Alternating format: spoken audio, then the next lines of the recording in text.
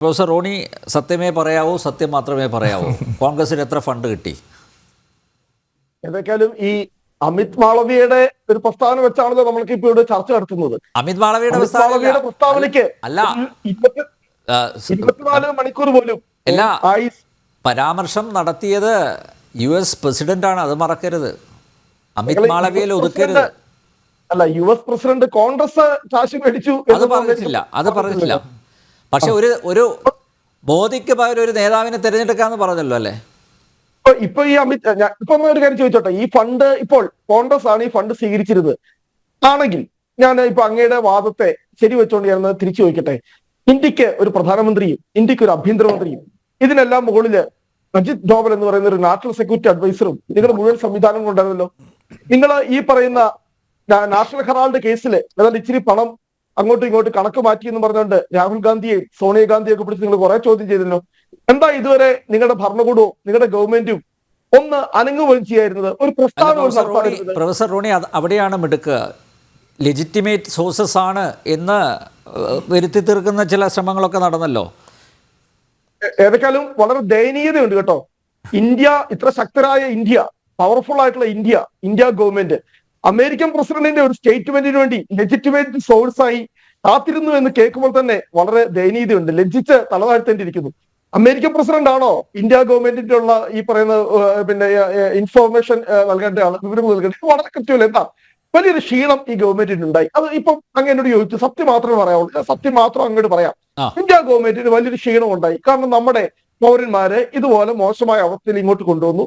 ഒരു തവണ കഴിഞ്ഞപ്പോൾ നമ്മൾ പറഞ്ഞു ഇനി അങ്ങനെ ഉണ്ടാവില്ല, ഇനി അമേരിക്ക ഉറപ്പ് നൽകിയിട്ടുണ്ട്. പക്ഷെ രണ്ടാമതും വന്നു, മൂന്നാമതും വന്നു. ഇപ്പോൾ കേൾക്കുന്നത് നമ്മുടെ കുറെ പൗരന്മാരെ പനാമയ്ക്ക് വിട്ടെന്നാണ് കേൾക്കുന്നത്. ഏറ്റവും ഒടുവിൽ കേൾക്കുന്നത് 500 ആൾക്കാരെ പനാമയിലേക്ക് നാട് കടത്തിയിട്ടുണ്ട്, അവിടുന്ന് ഇങ്ങോട്ട് ഇതുപോലെ കൊണ്ടുവരാനായിട്ട്. അപ്പൊ നമുക്കൊരു ക്ഷീണം ഉണ്ടായിട്ടുണ്ട്. അത് ഞാൻ രാഷ്ട്രീയമായിട്ടൊന്നും പറയുന്നില്ല, ഞാൻ BJP-യെ വിമർശിക്കാനും പറയുന്നില്ല. അത് രാജ്യത്തെ 142 കോടി ജനങ്ങൾക്കും അതിന്റെ അകത്ത് ഒരു ക്ഷീണം ഉണ്ടായിട്ടുണ്ട്, ഒരു വിഷമം ഉണ്ടായിട്ടുണ്ട്.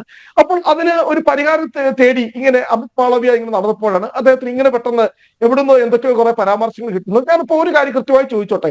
ഈ പറയുന്ന ഏതൊരു ഡോക്യുമെന്റില് കോൺഗ്രസ് ഫണ്ട് മേടിച്ചു എന്ന് പറഞ്ഞാൽ ഞാൻ അതിന് കൃത്യമായി മറുപടി പറയാം. ഞാൻ തിരിച്ചങ്ങോട്ട് ചോദ്യം ചോദിക്കാം.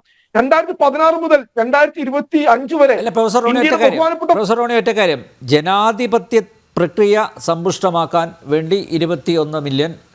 നോക്കൂ, ഭാരതത്തിൽ ജനാധിപത്യം മരിച്ചു, ജനാധിപത്യം കശാപ്പ് ചെയ്യപ്പെട്ടു എന്ന് വിദേശ രാജ്യങ്ങളിൽ പോയി പ്രസംഗിച്ചത് ആരാ? അല്ല, ഞാൻ പറഞ്ഞു ഞങ്ങൾ പൈസ നിങ്ങൾ തെളിവ് താന്നേ, നിങ്ങൾ പറ. അല്ല, ഭാരതത്തെ വിദേശ രാഷ്ട്രങ്ങളിൽ പോയി ഇകഴ്ത്തി കാണിക്കാൻ ഒരുമ്പെട്ടിറങ്ങിയത് ഏത് നേതാവാ? അല്ല അങ്ങനെയെങ്കിലുണ്ടല്ലോ. ഞാൻ വളരെ ബഹുമാനത്തോടെ തന്നെ പറയട്ടെ. ഇന്ത്യയുടെ പ്രധാനമന്ത്രി ശ്രീ മോദി 2014 ഞാൻ കൃത്യമായ സ്റ്റേറ്റ്മെന്റ് പറയാം. അദ്ദേഹം പോയി സിംഗപ്പൂരോ ജപ്പാനിലോ കൊണ്ട് എന്ന് പറഞ്ഞത് ഇന്ത്യയിൽ ജനിച്ചു പോയി എന്നതിന് പേരിൽ ലജ്ജിച്ച് തലതാഴ്ത്തി ജീവിച്ചിരുന്ന ഒരു കാലഘട്ടം ഉണ്ടായിരുന്നു എന്ന് ഇന്ത്യ അപമാനിച്ചത് ബഹുമാനപ്പെട്ട ശ്രീ നരേന്ദ്രമോദിയാണല്ലോ. അപ്പൊ അവർക്ക് മാത്രം ഈ രാജ്യത്ത് കേൾക്കുന്നത് അങ്ങേക്ക് ഇപ്പൊ കൃത്യമായി 2014 കൃത്യമായി ഡേറ്റ് ഇപ്പോൾ എടുത്ത് അങ്ങേക്ക് തരാം.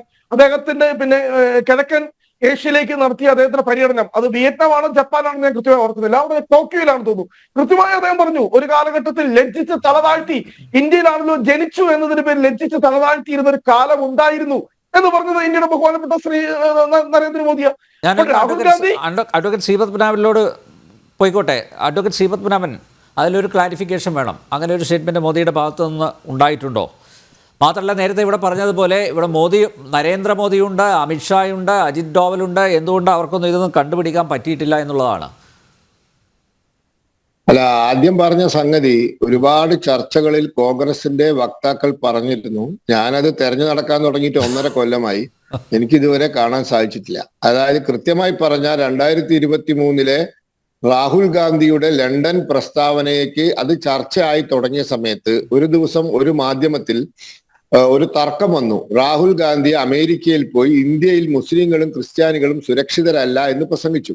അപ്പൊ ആങ്കർ എന്നോട് തർക്കിച്ചു, അങ്ങനെ പറഞ്ഞിട്ടുണ്ടോ? ഞാൻ പറഞ്ഞു ഇതാ വോയിസ്, അതിലെ യൂട്യൂബ് ഞാൻ പ്ലേ ചെയ്തു, ഞാൻ കേൾപ്പിച്ചു കൊടുത്തു. അതിപ്പോൾ യൂട്യൂബിൽ ലഭ്യമാണ് രാഹുൽ ഗാന്ധിയുടെ പ്രസ്താവന. ഈക്വൽ സിറ്റിസൺസ്, മുസ്ലിങ്ങൾ ആൻഡ് ക്രിസ്ത്യൻസ്, അങ്ങനെ പറഞ്ഞത്. അത് ഞാൻ യൂട്യൂബ് പ്ലേ ചെയ്ത് കൊടുത്തപ്പോൾ അപ്പൊ മോഡി ഇങ്ങനെ പറഞ്ഞു. ഞാൻ പറഞ്ഞത് അതൊന്ന് കാണിച്ചു തരും ഏതെങ്കിലും ദേശീയ മാധ്യമം, അതായത് ഇവിടെ ടൈംസ് ഓഫ് ഇന്ത്യ ഉണ്ട്, ഇന്ത്യ ടുഡേ ഉണ്ട്, ഇന്ത്യൻ എക്സ്പ്രസ് ഉണ്ട്, ഹിന്ദുസ്ഥാൻ ടൈംസ് ഉണ്ട്, പ്രഗത്ഭരായ ദേശീയ മാധ്യമങ്ങളുണ്ട്, ആരെങ്കിലും പറഞ്ഞതായിട്ട് കാണിച്ചു തരുമെന്ന്. ഇന്ന് വരെ എനിക്ക് കാണിച്ചു തന്നിട്ടില്ല ആരും. അപ്പൊ അത് കാണാത്തൊരു കാര്യമാണ്. തരട്ടെ. അതേ സമയത്ത് പറയൂ. ഞാൻ അങ്ങ് സംസാരിക്കാൻ ഇടപെടുന്നില്ല. അപ്പൊ ഞാൻ സംസാരിച്ചോട്ടെ. വളരെ കൃത്യമായി എനിക്ക് ഒരു 30 സെക്കൻഡ് എന്നാണ് ഞാൻ ഇതുപോലെ തന്നെ ഒരു ചർച്ചയിൽ വളരെ കൃത്യമായി തന്നെ റെഫറൻസസ് താങ്കൾക്ക് 5 മിനിറ്റ് അനുവദിച്ചിരിക്കുന്നു. ഞാൻ ഈ ചർച്ചകളെ തന്നെ വളരെ കൃത്യമായി തന്നെ പറയാം. അന്ന് വലിയ വിമർശനവും ബഹുമാനപ്പെട്ട ശ്രീ മോദിക്കെതിരെ ഉണ്ടായി. 2014 എനിക്ക് ഇനി ഒരു ക്ലാരിഫിക്കേഷൻ മതി, അദ്ദേഹം നോക്കിയാൽ മതി. അദ്ദേഹം പ്രധാനമന്ത്രി ആവുന്നതിന് മുൻപാണോ ശേഷമാണോ എന്ന് മാത്രം. എന്റെ ഒരു വിശ്വാസം 2014 ജൂൺ മാസത്തിലാണ്. പ്രധാനമന്ത്രി ആയതിനു ശേഷമാണ് അദ്ദേഹത്തിന്റെ ആദ്യത്തെ വിദേശ സന്ദർശനത്തിലാണ് അദ്ദേഹം ഇത് പറഞ്ഞത്. ഞാൻ ഇപ്പോൾ തന്നെ ഞാൻ അതിന്റെ റെഫറൻസ് കൃത്യമായി തന്നെ ഞാൻ പറഞ്ഞുകൊള്ളാം. ഞാനിതിനകത്ത് മാത്രമല്ല, ഇപ്പോൾ ഇവിടെ ചോദിച്ച ചോദ്യം, ഇവിടെ നമ്മളിപ്പോൾ ചർച്ച ചെയ്തത് ഈ പറയുന്ന മാളവിയുടെ വിഷയവുമായി ബന്ധപ്പെട്ട്, അല്ലെങ്കിൽ ഇപ്പോൾ കോൺഗ്രസ് ഫണ്ട് മേടിച്ചുമായി ബന്ധപ്പെട്ട് തിരിച്ചൊരു ചോദ്യം ചോദിച്ചോട്ടെ. 2016 മുതൽ 2025 വരെ ഇന്ത്യയുടെ ബഹുമാനപ്പെട്ട പ്രധാനമന്ത്രി ശ്രീ നരേന്ദ്രമോദി ഉൾപ്പെടെ, ഇറാനി വരെ, ഏറ്റവും മുകളിലുള്ള പ്രധാനമന്ത്രി ഉൾപ്പെടെ, നമ്മുടെ വിദേശകാര്യ സെക്രട്ടറി ജയശങ്കർ ഉൾപ്പെടെ, മന്ത്രി പീയൂഷ് ഗോയൽ ഉൾപ്പെടെയുള്ള ആളുകൾ ഈ പറയുന്ന US ഫണ്ട് ഏജൻസികളുമായി ചർച്ചകൾ നടത്തിയതിന്റെ എത്രയോ വാർത്തകൾ പുറത്തു വന്നിട്ടുണ്ട്. അപ്പൊ ഞങ്ങൾ തിരിച്ച് ഞങ്ങൾ തിരിച്ചങ്ങോട്ട് പറയട്ടെ, കോൺഗ്രസ് ഉൾപ്പെടെയുള്ള പ്രതിപക്ഷ പാർട്ടികളെ തകർക്കാൻ വേണ്ടിയാണോ, അല്ലെങ്കിൽ നിങ്ങൾ എന്തിനു വേണ്ടിയിട്ടാണ് ഈ പറയുന്ന കേന്ദ്ര സർക്കാർ ഇവിടെ ഏറ്റവും പുതിയ ഒരു കാര്യം പറയാം. 2016 ഒക്ടോബറിൽ 1 month ബിഫോർ ഇന്ത്യയിലെ കറൻസി പിൻവലിക്കുന്നതിന്റെ 1 മാസം മുൻപേ ഈ USAID എന്ന് പറയുന്ന ഒരു ഏജൻസിയും ഫിനാൻസ് മിനിസ്ട്രിയും തമ്മിൽ, ഇന്ത്യയുടെ ധനകാര്യ മന്ത്രാലയം തമ്മിൽ ഒരു ഉടമ്പടി വെച്ചു. ക്യാഷ്ലെസ് എക്കോണമി ഇന്ത്യയിൽ പ്രോത്സാഹിപ്പിക്കാൻ വേണ്ടി. എന്നാൽ ഞങ്ങളിപ്പോൾ പറയാം, ഈ USAID ഫണ്ടിന്റെ താല്പര്യപ്രകാരമാണ് ഈ കേന്ദ്ര ഗവൺമെന്റ് അല്ലെങ്കിൽ ഇന്ത്യയുടെ ബഹുമാനപ്പെട്ട പ്രധാനമന്ത്രി ഈ പറഞ്ഞ ഡിമോണിറ്റൈസേഷൻ നടത്തിയെന്ന് ഞങ്ങൾ അങ്ങോട്ട് കാരണം ഉന്നയിക്കാം.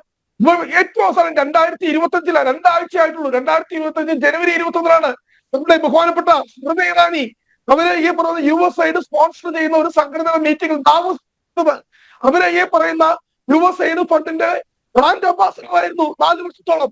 അതുപോലെ തന്നെ ഈ പറയുന്ന ഇന്ത്യയുടെ ബഹുമാനപ്പെട്ട വിദേശകാര്യമന്ത്രി ഇവിടെ ഈ പറയുന്ന നമ്മുടെ ജയശങ്കർ 2022 ഈ USAID അഡ്മിനിസ്ട്രേറ്റർ ആയിട്ടുള്ള സാമന്ത പവറുമായി കൂടിക്കാഴ്ച നടത്തിയിട്ടുണ്ട്. ഇന്ത്യയുടെ ബഹുമാനപ്പെട്ട പ്രധാനമന്ത്രി ശ്രീ നരേന്ദ്രമോദി 2021 മാർച്ച് 21 ഡേറ്റ് ചെയ്ത് പറയാം. ഈ പറയുന്ന അതൊക്കെ ആവശ്യമുള്ള മേഖലകളിൽ അത് കൃത്യമായിട്ട് പറയുകയും ചെയ്തു നേരത്തെ മോഹൻ വർഗീസ്. ഇപ്പോൾ ആരോഗ്യം ഉൾപ്പെടെയുള്ള മേഖലകളിൽ അതിനൊക്കെ USAID വാങ്ങിയിട്ടുണ്ട്. പക്ഷേ നോക്കൂ, ജനാധിപത്യത്തെ അട്ടിമറിക്കാൻ അല്ലെങ്കിൽ തെരഞ്ഞെടുപ്പ് സംവിധാനത്തെ അട്ടിമറിക്കാൻ ഫണ്ട് വാങ്ങി എന്ന ഒരു ആരോപണമാണ് കോൺഗ്രസിനെതിരെ ഉയർന്നിരിക്കുന്നത്. അവിടെയാണ് ഞാൻ നേരത്തെ പറഞ്ഞതുപോലെ വിദേശ രാജ്യങ്ങളിൽ പോയി രാഹുൽ ഗാന്ധി സ്ഥിരം പരാമർശങ്ങൾ നടത്തുന്നു, സ്ഥിരമായിട്ട് വിമർശിക്കുകയാണ്. ഭാരത വിരുദ്ധ പരാമർശങ്ങൾ അല്ലേ, അത് നമ്മൾ നേരത്തെ ഈ വേദിയിൽ തന്നെ ചർച്ച ചെയ്തതാണ്. അപ്പോൾ സ്വാഭാവികമായി ഇതൊക്കെ ചേർത്ത് വായിക്കുമ്പോൾ ജനാധിപത്യ പ്രക്രിയയെ സമ്പുഷ്ടമാക്കാൻ വേണ്ടി $21 മില്യൺ USAID ലഭിച്ചു എന്ന് അതിനു വേണ്ടിയാണ് ചെലവഴിച്ചത് എന്ന് അമേരിക്കൻ പ്രസിഡന്റ് തന്നെ പറയുമ്പോൾ അദ്ദേഹത്തെ അവിശ്വസിക്കേണ്ട കാര്യമുണ്ടോ? ഏതൊക്കെയാലും ഞാൻ ഈ പറയുന്ന ഇത് വസ്തുതാപരമാണെന്നോ ഇത് ശരിയാണെന്നോ ഒന്നും ഞാൻ സമ്മതിച്ചുകൊണ്ടല്ല.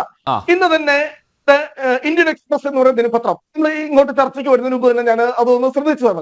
ഇതിനെ കൃത്യമായി തന്നെ അവരുടെ ഒരു ഇന്റേണൽ റിസർച്ച് അവർ കൃത്യമായി പറഞ്ഞിട്ടുണ്ട്, ബേസ്ഡ് ഓൺ തറോ റിസർച്ച്. അങ്ങനെയാണ് ഇന്ത്യൻ എക്സ്പ്രസ് റിപ്പോർട്ട് ചെയ്തിരിക്കുന്നത്. അവർ പറഞ്ഞിരിക്കുന്നത് ഈ ഫണ്ട് പോയിരിക്കുന്നത് ബംഗ്ലാദേശിനാണ്, ഇന്ത്യക്കല്ല. ഞാൻ ഏതൊക്കെയാണ് ഫണ്ട് വന്നില്ല അവിടെ നിൽക്കട്ടെ. ഇന്ത്യ എന്ന പ്രത്യേകം എടുത്തു പറഞ്ഞതാണ്. ട്രംപ് ഇന്ത്യയുടെ പേര് പ്രത്യേകം എടുത്ത് പറഞ്ഞതാണ്. ഞാൻ ബംഗ്ലാദേശിൽ നിന്ന് കേട്ടിട്ടില്ല, ഞാൻ കേട്ടിട്ടില്ല.